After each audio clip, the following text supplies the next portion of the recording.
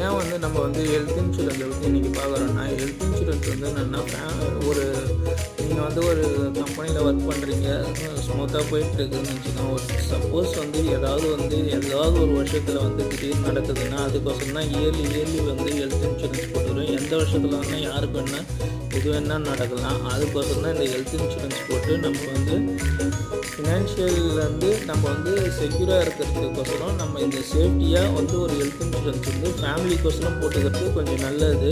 இதை போட்டுக்கிட்டிங்கன்னா உங்கள் ஃப்யூச்சரில் வந்து திடீர்னு வந்து ஏதோ ஒன்று நடக்குது. ஆனால் இயர்லி போடணும். இது வந்து என்னென்னா 8,000 15,000 வரைக்கும் இருக்கும். அதாவது நம்ம வந்து இவ்வளோ அமௌண்ட்டுக்குன்னு சொல்லிட்டு நம்ம ஹெல்த் இன்சூரன்ஸ் போட்டோம்னா அது வந்து கவர் ஆகிறதுக்கோசரம் இந்த ஹெல்த் இன்சூரன்ஸ் எடுக்கிறாங்க.